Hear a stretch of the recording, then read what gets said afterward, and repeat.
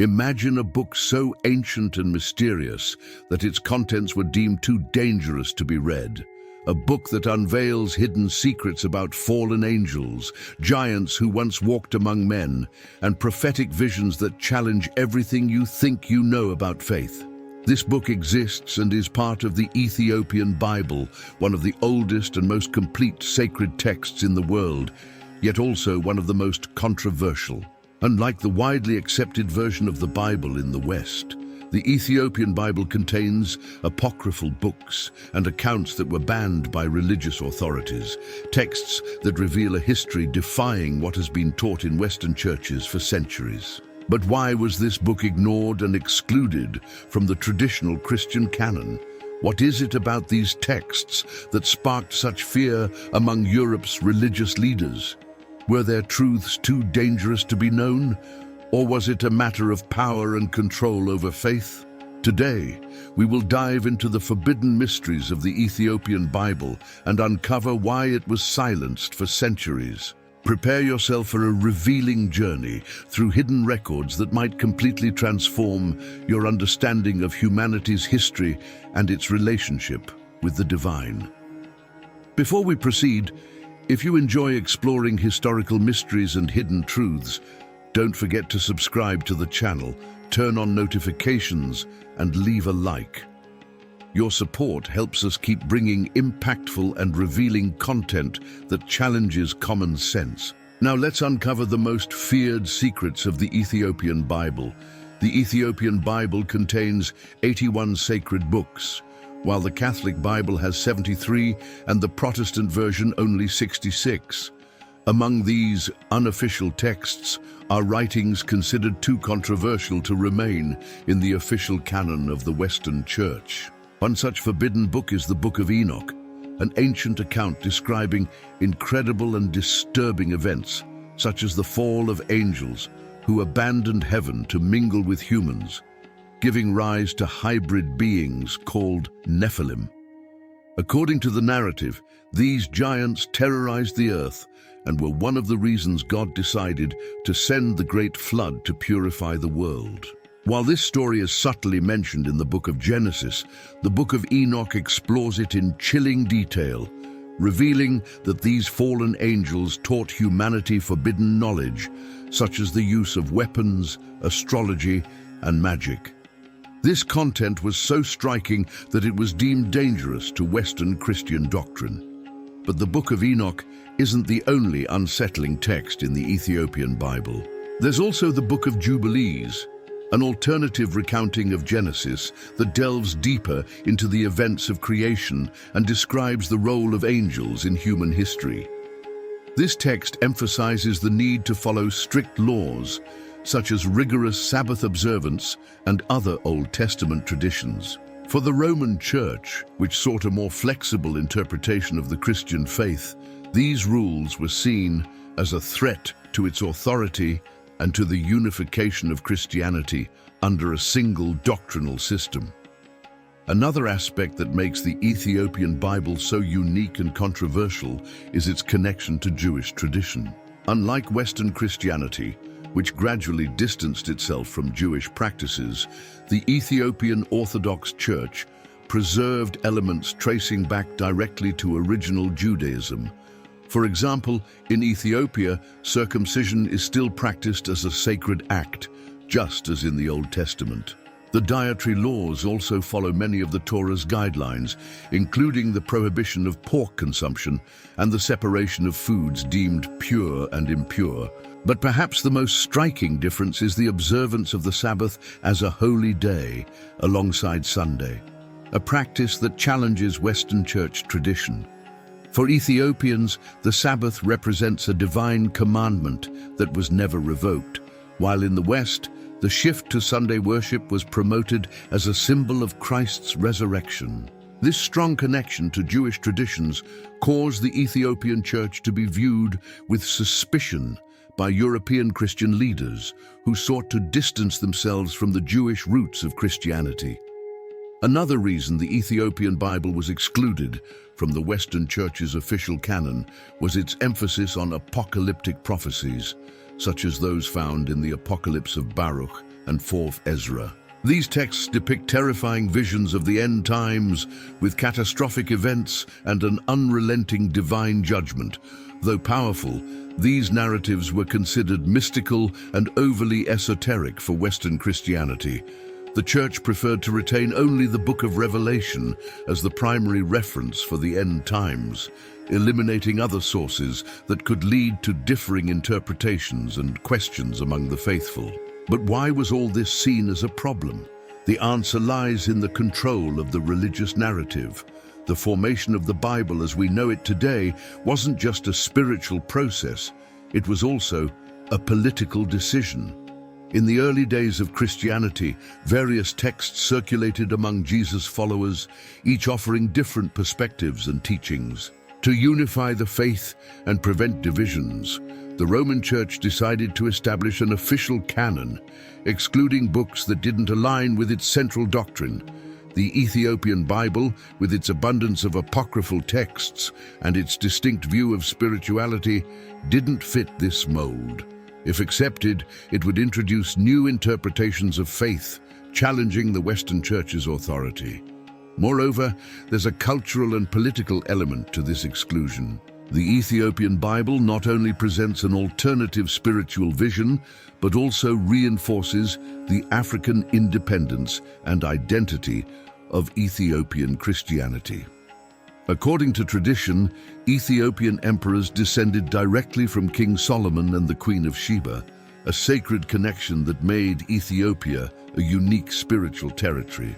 The belief that the Ark of the Covenant was taken from Jerusalem to Ethiopia by Menelik I, Solomon's son, strengthens the view that the true center of faith might lie in Africa, not Europe or the Middle East. Over time, this narrative was marginalized to reinforce the idea that Christianity was essentially European, ignoring its deep presence in Ethiopia since the earliest centuries. The Ethiopian Bible remains a mystery to many and a source of forbidden knowledge that challenges dominant narratives.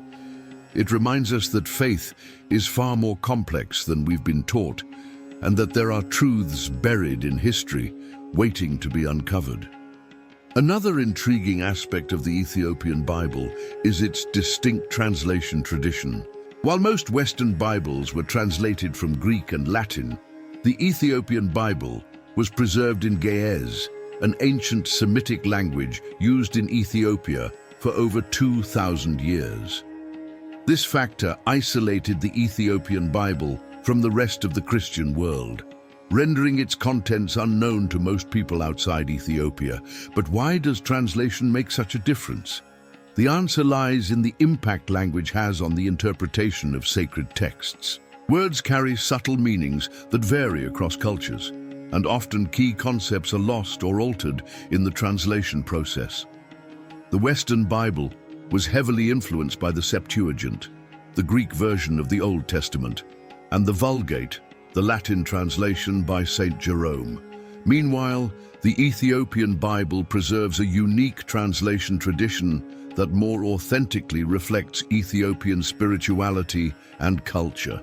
Furthermore, many texts considered apocryphal by the Western Church, such as the Book of Enoch and the Book of Jubilees, were preserved only in Ge'ez or ancient manuscripts from the East. When Christian leaders decided which texts would form the official canon, they relied primarily on Greek and Latin manuscripts. Texts unavailable in those languages were largely ignored, and the Ethiopian Bible was sidelined for not fitting this model. Another important detail is that the very structure of the Ethiopian Bible differs from the Western version. While traditional Bibles follow a specific order for the books of the Old and New Testaments, the Ethiopian Bible organizes its texts in a distinct way, reflecting a unique understanding of sacred history. For instance, the Book of Enoch, considered apocryphal in the West, holds a prominent place in the Ethiopian Bible, treated as an essential text for understanding the spiritual world. This challenges the notion that there's only one correct way to organize Scripture. There's also a cultural factor. The translation of the Bible into Ge'ez wasn't just a linguistic act, it was a process of cultural adaptation. Ethiopian translators infused the texts with elements of their own worldview, creating a version of scripture that resonated deeply with the Ethiopian people. One example is the narrative of Solomon and the Queen of Sheba's legacy, central to Ethiopian identity and given significant prominence in the Ethiopian Bible. This story, mentioned only briefly in the West, became a cornerstone of Ethiopian culture and faith. But why was this translation tradition seen as a threat? The answer lies in the pursuit of uniformity within Christianity. The Western Church, especially after the councils of Nicaea and other ecclesiastical decisions, sought to create a unified version of the faith, ensuring all Christian communities followed the same interpretation of Scripture. The Ethiopian Bible, with its linguistic differences, apocryphal texts, and alternative view of Christianity, posed a threat to this uniformity. It proved there were other ways to interpret faith, challenging the notion that the Western Church alone held absolute truth. And this brings us to the fifth and final major reason the Ethiopian Bible was rejected: its direct connection to the legacy of Solomon and the Queen of Sheba. Imagine a story so powerful that it defines a nation's identity. A tale involving kings, queens, divine wisdom, and a legacy spanning millennia.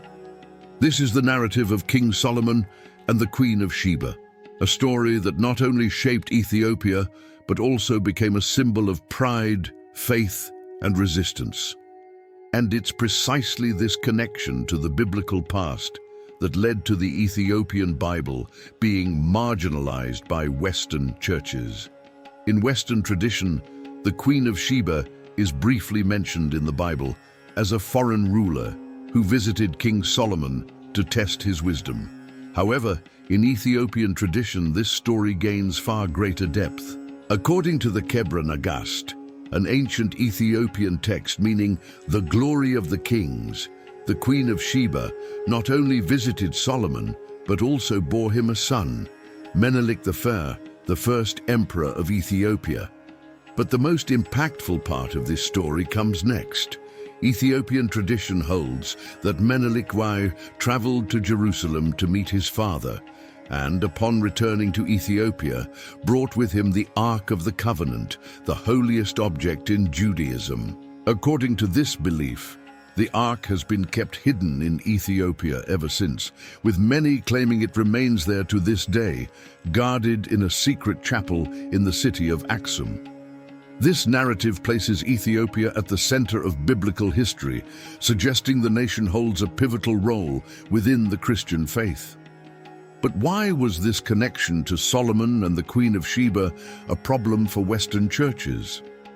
The answer lies in the impact this story has on the hierarchy of global Christianity. For centuries, the Western Church saw itself as the true heir of Christianity and the biblical world.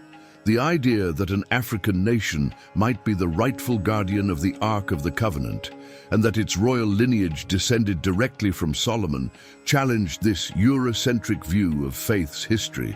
Moreover, Ethiopian tradition claims that all emperors of Ethiopia, up to the last, Haile Selassie, were direct descendants of Menelik I, and thus of Solomon and the Queen of Sheba. This meant Ethiopia's rulers had a divine right to reign, a concept that reinforced the country's spiritual identity and independence from European Christianity.